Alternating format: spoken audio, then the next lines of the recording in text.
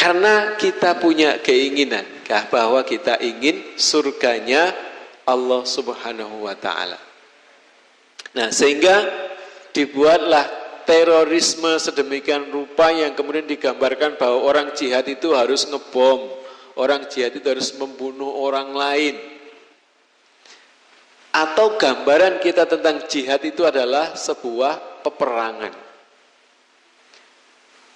Padahal kata jahada itu menunjukkan kesungguhan, bahwa kita harus bersungguh-sungguh dalam segala hal, terutama dalam mentaati Allah Subhanahu wa ta'ala.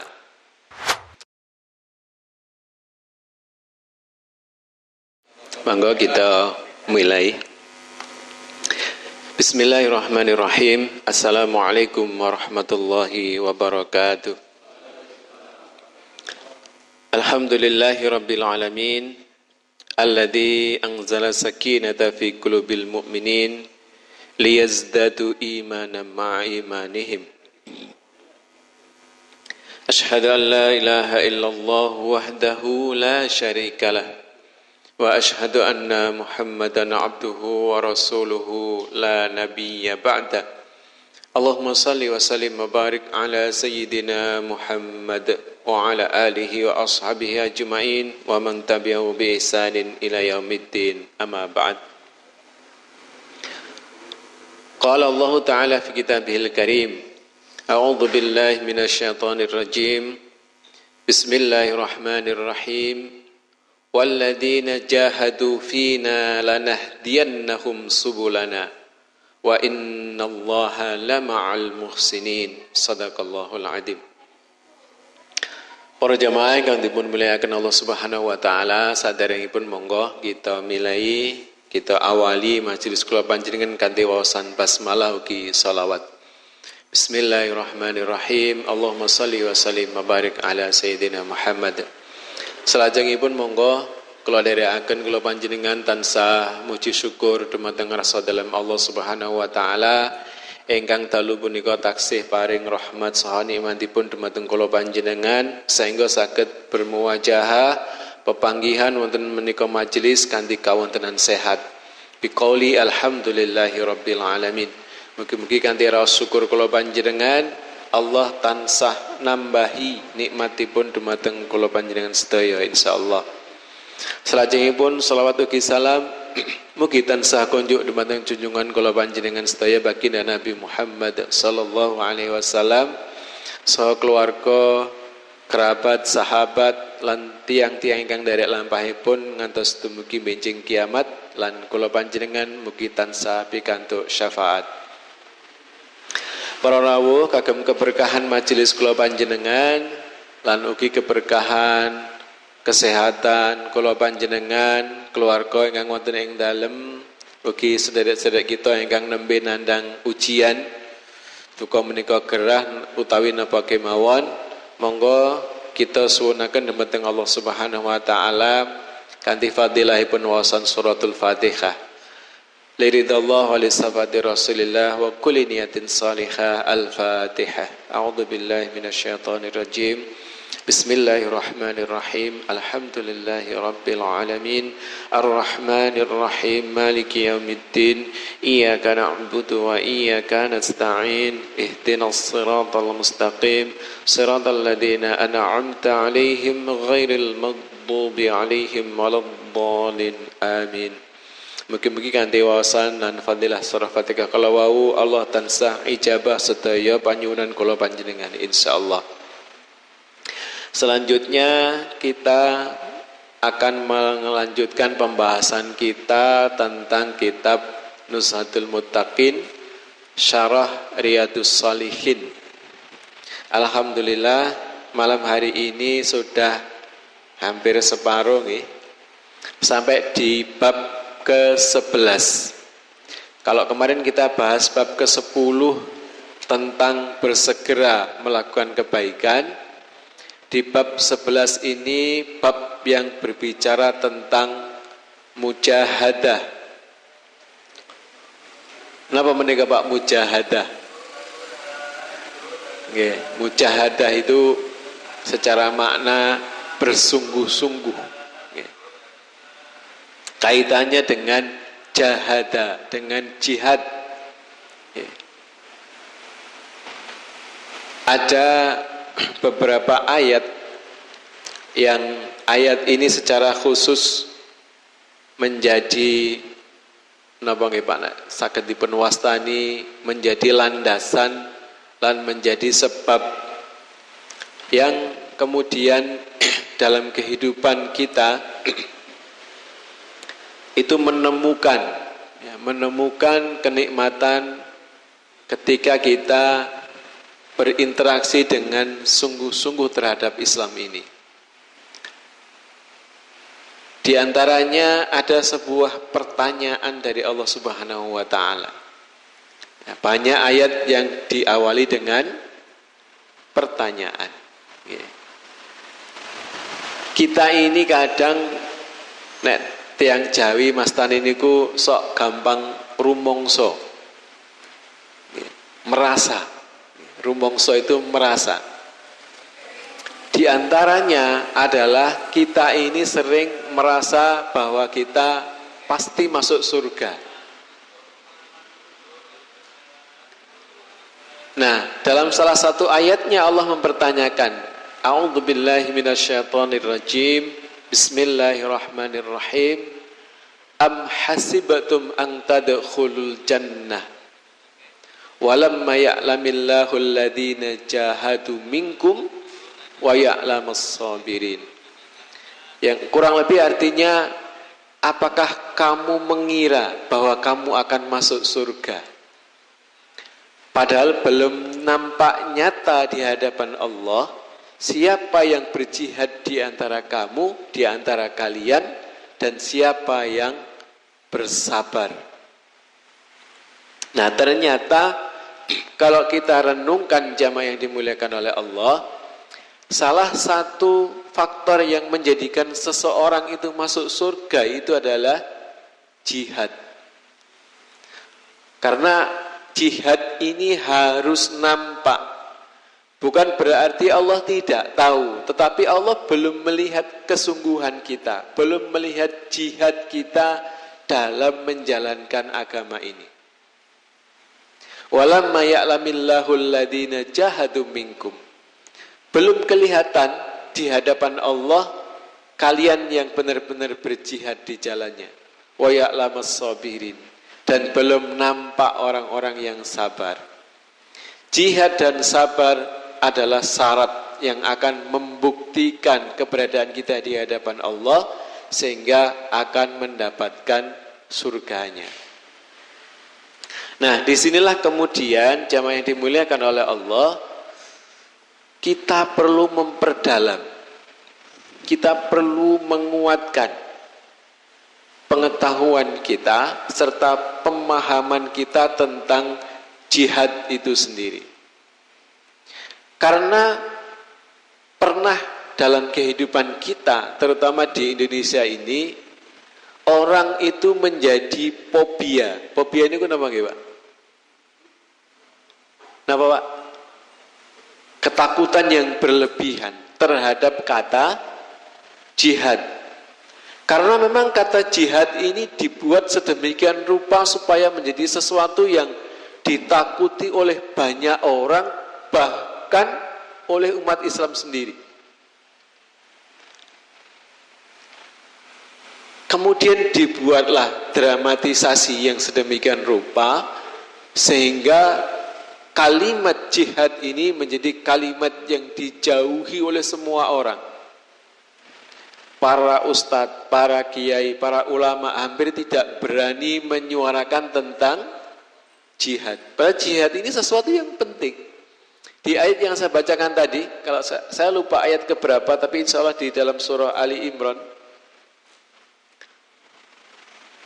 bahwa jihad dan sabar itu menjadi tolak ukur seseorang itu layak mendapatkan surga. Sementara kita ini semua pengen masuk surga, nggak ada yang tidak.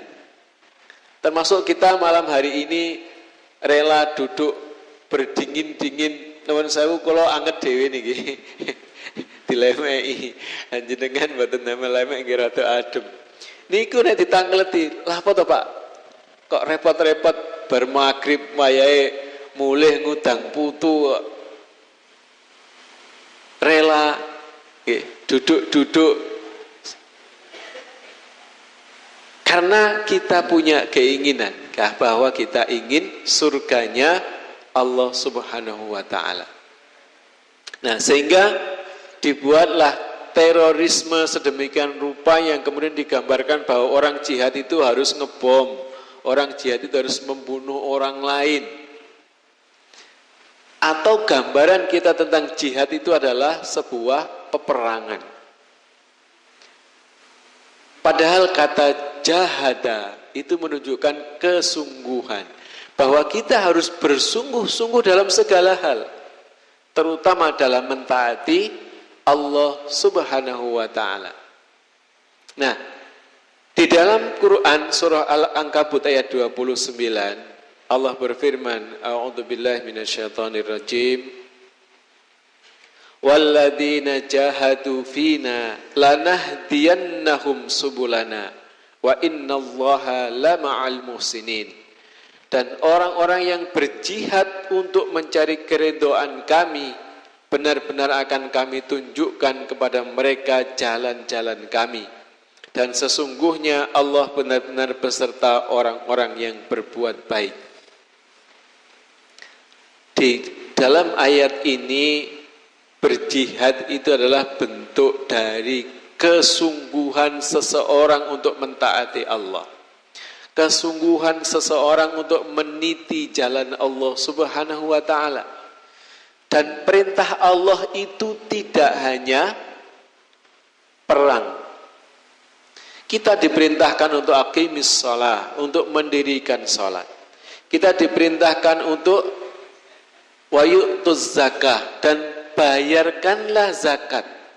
Kita diperintahkan untuk bersedekah.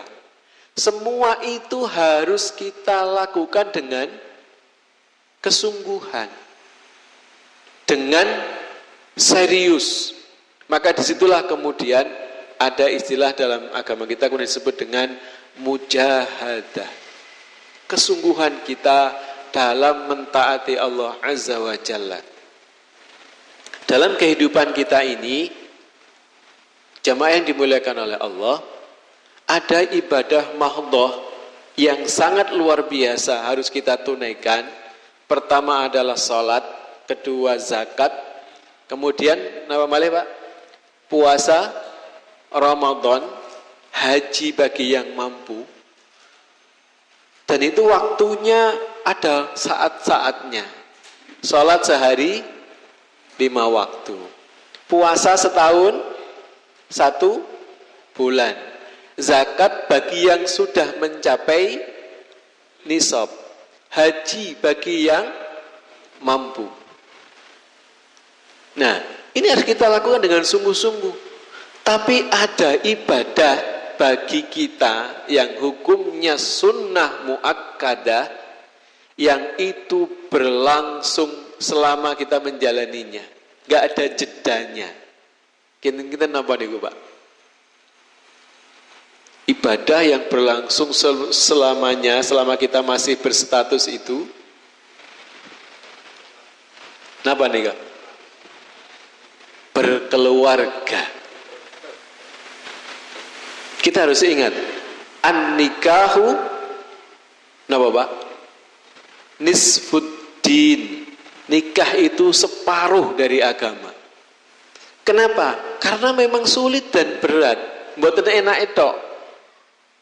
Jadi ketika kita berkeluarga di situ, berarti kita sedang menjalankan ibadah yang berlangsung terus-menerus. Makanya kita menjalaninya juga harus dengan sungguh-sungguh. Alah Pak wis umure wis tua-tua ngene iki. Justru di situ itu. Ya, kita harus kembali mengingat bahwa kita berkeluarga itu adalah ibadah yang nilainya setengah dari agama kita. Jangan dilupakan itu. Maka kita menjalaninya harus dengan sungguh-sungguh. Nah, Perintah Allah untuk bersungguh-sungguh, untuk berjihad ini banyak sekali. Banyak sekali. Ya. Mujahadah ini nanti kaitannya juga dengan muqarrabah. Kesungguhan kita dengan upaya kita untuk mendekatkan diri kita kepada Allah Azza wa Jalla. Nah, di ayat yang lain, jamaah yang dimuliakan oleh Allah, Allah memerintahkan kepada kita dalam Quran surah Al-Hijr ayat yang ke-99 yang artinya, dan sembahlah Rabbmu sampai datang kepadamu yang diyakini, ya, hatta ya'tiyakal yakin, yaitu kematian. Artinya kita diperintahkan untuk menyembah kepada Allah itu dengan kesungguhan yang tidak ada putus-putusnya. Salat kita jaga. Zikir kita kepada Allah kita jaga. Dalam kita menjalani kehidupan dalam rumah tangga dan keluarga kita jaga dengan sebaik-baiknya sebagai bentuk kesungguhan. Di ayat yang lain dalam Quran surah Muzammil atau Al-Muzammil ayat yang ke-8, Allah berfirman yang artinya, sebutlah nama Rabbmu dan beribadalah kepadanya dengan penuh ketekunan. Inilah yang dimaksud dengan jihad. Di antaranya, selain perintah jihad yang berarti peperangan. Kalau ayat tentang jihad yang berarti peperangan banyak sekali. Di dalam Quran surah At-Taubah, a'udzubillahi minasyaitonirrajim. Innallaha astara minal mu'minina anfusahum wa amwalahum bi anna lahumul jannah. Sesungguhnya Allah telah membeli dari orang-orang mukmin itu diri dan harta mereka dengan surga. Yuqatiluna fi sabilillah. Mereka berperang di jalan Allah. Fayaqtuluna wa yuqtalun. Maka mereka membunuh atau terbunuh. Wa'dan alaihi haqqan fit Taurati wal Injil wal Quran. Dan itu sudah menjadi janji yang benar dari Allah di dalam Taurat, Injil dan Al-Quran. Nah, jadi di antara perintah jihad dalam bentuk perang, misalnya itu. Tapi di ayat-ayat yang saya bacakan tadi di dalam kitab ini adalah perintah Allah untuk berjihad dalam bentuk kesungguhan untuk melakukan kebaikan dalam kehidupan kita. Kemudian dalam Quran surah Al-Zalzalah, ya, yang artinya barang siapa yang mengerjakan kebaikan seberat zarrah pun niscaya dia akan melihat balasannya. Dan ini ayat yang sangat kita hafal. Ini menunjukkan bahwa kesungguhan kita dituntut untuk beramal walaupun amal itu kecil. Dan kemarin kita sudah membahasnya, amal terbaik adalah amal yang dilakukan secara kontinu, secara istimror, secara dawam, terus menerus walaupun amal itu kecil. Nah, itu sebagai bentuk kesungguhan, sebagai bentuk mujahadah dalam kehidupan kita. Dan itu menjadi salah satu syarat yang menjadikan seseorang itu layak untuk mendapatkan surga Allah Subhanahu wa taala. Dalam Quran surah Al-Muzammil ayat 20 Allah berfirman yang artinya, dan kebaikan apa saja yang kamu perbuat untuk dirimu, niscaya kamu memperoleh balasannya di sisi Allah sebagai balasan yang paling baik dan yang paling besar pahalanya.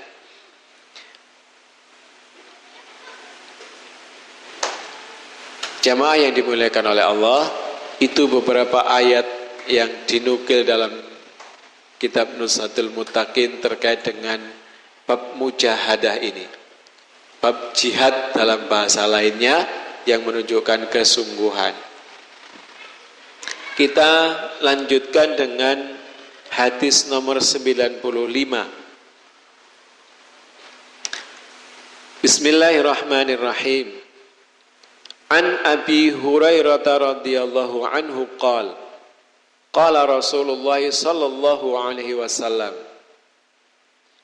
Inna Allah ta'ala qala man 'ada li waliyan faqad adantuhu bil harbi wa ma taqarraba ilayya 'abdi bi syai'in ahabba ilayya mimma iftaradtu 'alaihi wa ma yazalu 'abdi yataqarrabu ilayya bin nawafil hatta uhibbahu fa idza ahbabtuhu kuntu sam'ahu alladhi yasma'u bihi wa basarahu alladhi yubsiru bihi wa yadahu allati yabtishu biha wa rijlahu allati yamshi biha wa in sa'alani la'u'tiyannahu wa la in ista'adhani la'u'idhannahu.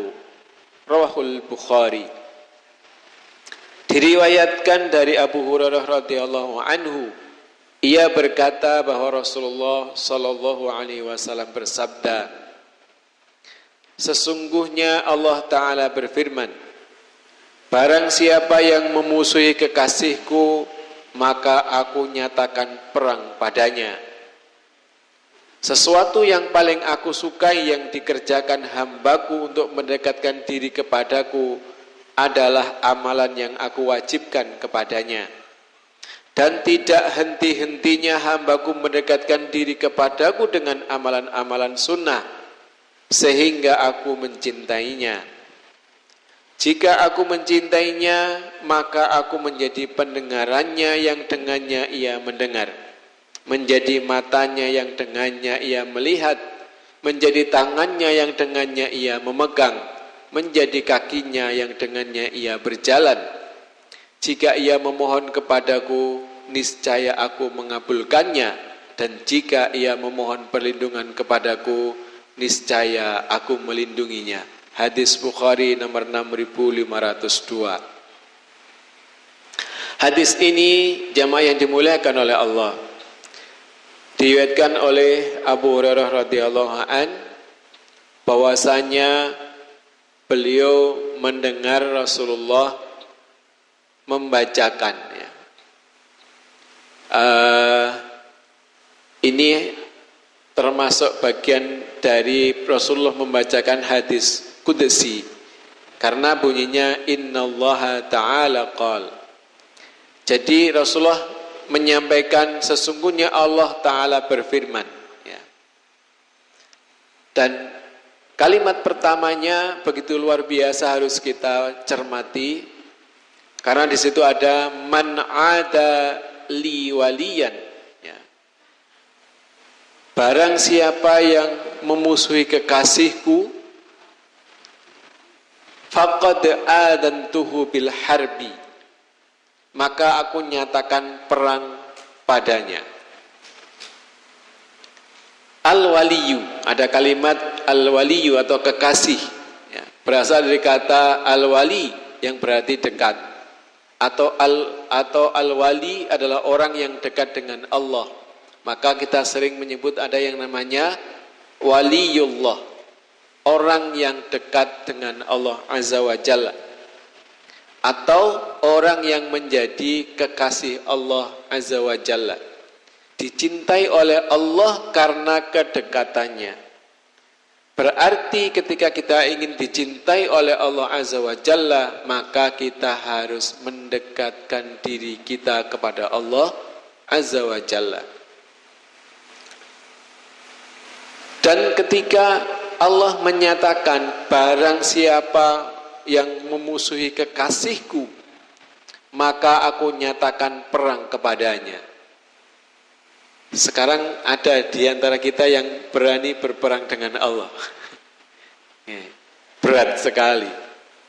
Tapi ada orang-orang yang tanpa ilmu memerangi Allah Ta'ala dengan memerangi kekasihnya, memerangi baginda Nabi Muhammad sallallahu alaihi wasallam dan memusuhi para wali yang dicintai oleh Allah.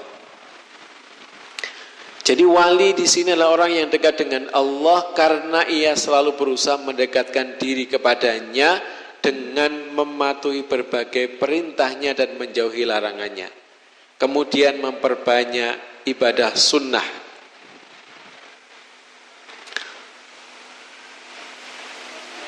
Di dalam Quran surah Yunus ayat yang ke-62 Allah berfirman yang artinya, ingatlah sesungguhnya para waliullah itu tidak punya rasa takut dan tidak pula punya rasa sedih, yaitu orang-orang yang beriman dan mereka selalu bertakwa.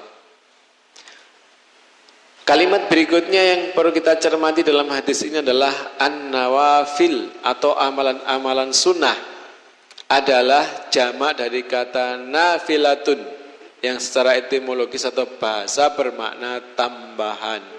Yang dimaksud di sini adalah berbagai ketaatan yang menjadi penambah bagi amalan fardu. Jamaah yang dimuliakan oleh Allah, setelah Allah mengingatkan atau bahkan mengancam orang-orang yang memusuhi kekasihnya dengan menyatakan perang kepada mereka, maka Allah menjelaskan, wa ma taqarraba ilayya 'abdi bi syai'in ahabba ilayya mimma iftaradtu alaih atau mimma aftaradtu alaih, yang artinya sesuatu yang paling aku sukai, kata Allah, yang dikerjakan hambaku untuk mendekatkan diri kepadaku adalah amalan yang aku wajibkan kepadanya.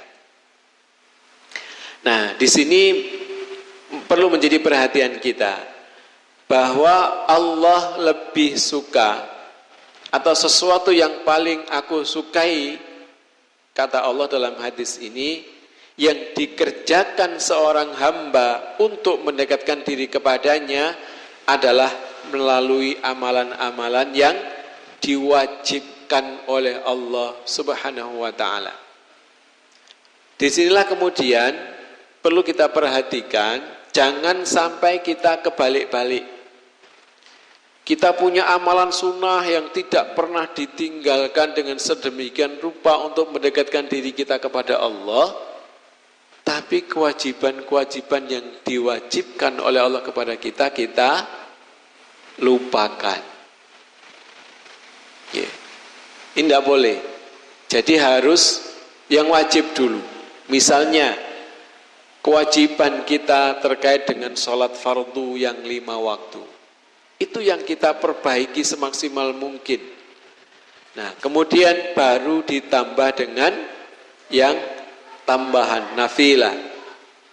Kata Allah, wa ma yazalu 'abdi yataqarrabu ilayya bin nawafili hatta uhibbahu. Dan tidak henti-hentinya hambaku mendekatkan diri kepadaku dengan amalan-amalan sunnah sehingga aku mencintainya. Jadi wajib dulu diperbaiki, kemudian yang sunnah. Ini urutannya.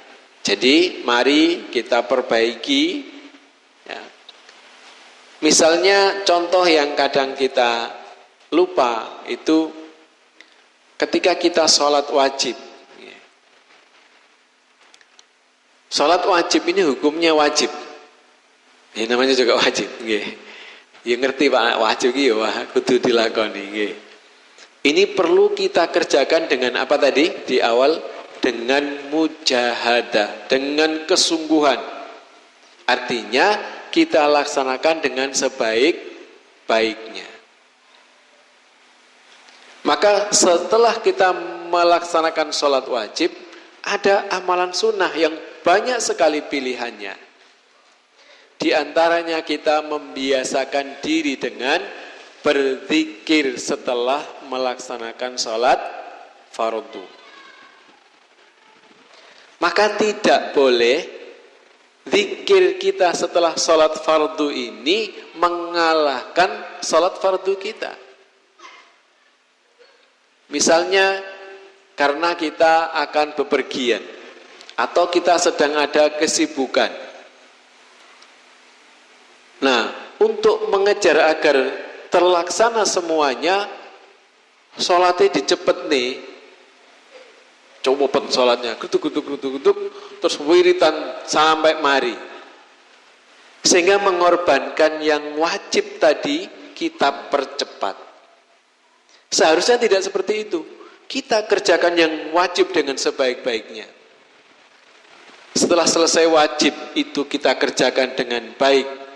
Karena waktu kita terbatas, karena kesibukan sesuatu yang baik juga.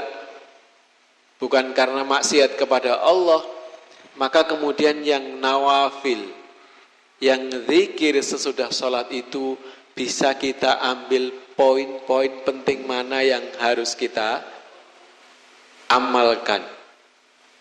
Karena jamaah yang dimuliakan oleh Allah, zikir usai sholat mulai dari istighfar sampai doa yang kita baca, itu kalau kita cermati nanti hadisnya beda-beda.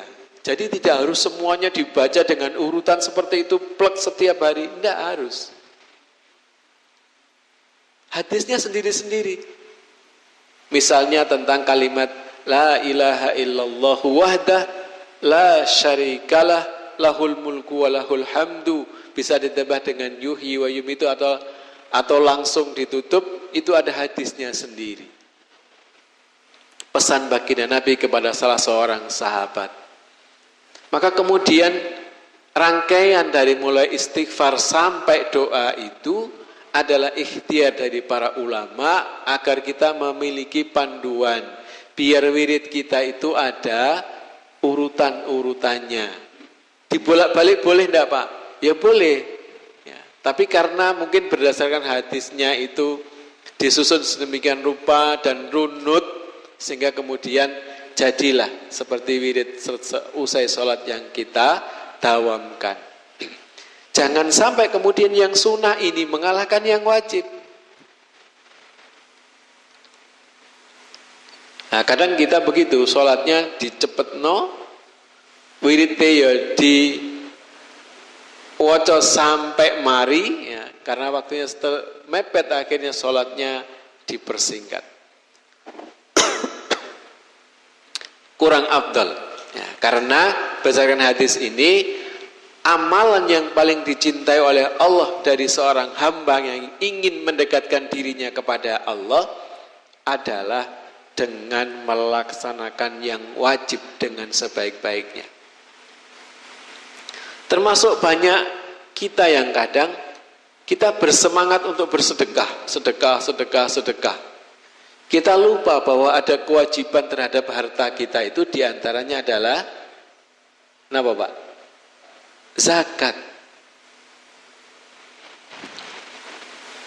Kadang zakat ini kelupaan. Zakat mal yang harus kita tunaikan itu kelupaan. Rumongso aku sedekah, padahal status sedekah dengan zakat itu berbeda, tidak sama. Maka hitung dulu zakat mal kita, kewajiban kita tentang yang harta ini, tentang yang wajib, baru kemudian kita tunaikan yang sunnah. Begitu seterusnya. Jadi dalam pengertian jangan sampai kemudian ibadah sunnah kita mengalahkan yang wajib. Saking semangatnya tahajud, semalam suntuk tidak henti sholat sunnah, sampai subuh ketiduran, jam 7 baru bangun urung sholat subuh. Ini namanya sunnah mengalahkan yang wajib. Saking semangatnya, sewengi ora ngeliyep blas, sampai menjelang subuh karena sudah saking ngantuknya nggak tahan, tertidur. Nah, kemudian subuhnya bablas. Nah, ini tidak boleh. Nah, jamaah yang dimuliakan oleh Allah, disinilah menunjukkan pentingnya kesungguhan kita, mujahadah kita untuk mendekatkan diri kita kepada Allah Subhanahu wa ta'ala. Nah, kemudian di dalam hadis ini digambarkan bahwa Allah berfirman, fa idza ahbabtuhu kuntu sam'ahu alladhi yasma'u bihi. Masya Allah. Makanya kalau jenengan atau kita bersama ini menyaksikan para waliullah itu memiliki kelebihan, bahkan kadang dikaruniai karamah oleh Allah Subhanahu wa taala, ya karena seperti ini. Kalau Allah sudah mencintai hambanya karena telah mendekatkan dirinya kepada Allah, maka kata Allah, jika aku mencintainya, maka aku menjadi pendengarannya yang dengannya ia mendengar. Jadi pendengaran orang soleh, pendengaran waliullah itu dibantu oleh Allah Azza wa Jalla. Ini menunjukkan betapa dekatnya pertolongan Allah kepada mereka. Bahkan tidak hanya pendengaran, wa basaruhu alladhi yubsiru bihi. Kata Allah, maka aku menjadi matanya yang dengannya ia melihat. Tidak hanya berhenti di situ, warijlahul lati yamshi biha, menjadi tangannya yang dengannya ia memegang. Mohon maaf, yadahul lati yabtishu biha, menjadi tangannya yang dengannya ia memegang.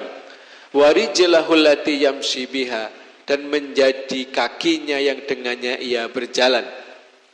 Dan yang luar biasa lagi, wa in sa'alani la'u'tiyannahu, dan jika ia memohon kepadaku, niscaya aku mengabulkannya. Wa la in ista'adzani la'u'idannahu, dan jika ia memohon perlindungan kepadaku, niscaya aku melindunginya. Jadi seorang waliullah yang dicintai oleh Allah karena kedekatan mereka kepada Allah Azza wa Jalla, itu amat dekat dengan pertolongan Allah Subhanahu wa ta'ala. Jamaah yang dimuliakan oleh Allah, pelajaran yang terkandung dalam hadis ini, yang pertama adalah larangan dan bahaya memusuhi wali atau kekasih Allah, baik dengan membenci mereka atau dengan menyakiti mereka. Jadi kita tidak boleh memusuhi waliullah atau kekasih Allah Subhanahu wa ta'ala. Siapa saja mereka, terutama adalah para nabi dan rasul, para sahabat yang mendapatkan jaminan masuk surga dari Allah Subhanahu wa ta'ala, serta orang-orang soleh yang ada di sekitar kita. Maka kita tidak boleh memusuhi mereka, walaupun hanya dengan membenci. Ya.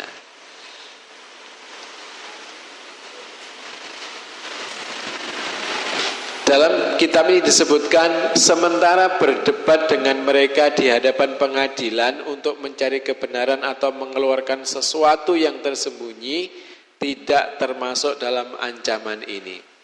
Jadi para waliullah ketika misalnya ada kasus perdebatan di hadapan pengadilan dalam rangka mencari kebenaran, maka itu bukan dalam bentuk permusuhan kepada mereka. Karena para sahabat sendiri pernah berperkara di hadapan pengadilan, ya. Padahal mereka adalah kekasih Allah Subhanahu wa ta'ala. Misalnya kalau kita bicara tentang hal ini dalam sirah nabawiyah, kita akan menjumpai sebuah kasus, ya, kalau tidak salah ini sahabat Ali bin Abi Thalib, ya, yang kehilangan baju perangnya, ya. Kemudian ternyata baju perang itu didapati berada di tangan seorang Yahudi. Maka kemudian sahabat Ali bin Abi Thalib menuntut orang Yahudi ini kepada Khalifah Umar bin Khattab. Maka disidanglah. Nah, dalam persidangan itu ternyata sahabat Ali bin Abi Thalib kalah, ya, karena bukti-buktinya kurang kuat. Maka kemudian diputuskanlah bahwa baju perang itu milik orang Yahudi. Padahal orang Yahudi tahu persis bahwa itu memang miliknya sahabat Ali bin Abi Thalib. Maka demi melihat keadilan yang begitu luar biasa, orang Yahudi ini kemudian menyatakan masuk Islam. Jadi ada juga sahabat yang berperkara di pengadilan. Yang kedua, jamaah yang dimuliakan oleh Allah, pelajaran dari hadis ini adalah melaksanakan ibadah-ibadah wajib harus diutamakan ketimbang ibadah sunnah. Karena perintah terhadap ibadah wajib sangat tegas, sedangkan melakukan ibadah sunnah seperti melakukan sholat rawatib, sholat malam dan membaca Al-Quran setelah melaksanakan ibadah wajib dapat melahirkan kecintaan Allah kepada manusia dan menjadikannya sebagai waliullah. Jadi urutannya adalah wajib dilaksanakan dengan sebaik-baiknya, kemudian ditambah dengan ibadah sunnah sebagai nawafil atau nafilah sebagai tambahan. Yang ketiga, pelajarannya adalah kewajiban mensucikan Allah dari sesuatu yang tidak pantas baginya, seperti bertempat pada sesuatu atau menyatu dengan sesuatu. Jadi maksudnya Allah menjadi penglihatan dan pendengaran serta tangan kaki walinya itu bukan berarti secara harfiah. Harfiahnya apa, Pak? Ya secara fisik. Ya, tetapi ini adalah makna bahwa menunjukkan betapa dekatnya dukungan dan pertolongan. Ta'yidullah wa nasrullah. Ya. Dukungan dan pertolongan Allah kepada para walinya.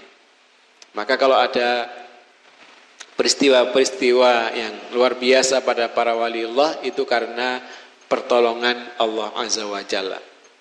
Di samping kita harus menginterpretasikan semua sifat yang mengesankan kesamaan dengan makhluk. Jadi tidak boleh kita menganggapnya dengan mempersepsikan bahwa Allah ya menjadi tangan seperti tangan kita. Tidak boleh. Jadi tidak boleh kita mempersepsikan, menginterpretasikan sifat-sifat makhluk itu kepada Allah Azza wa Jalla.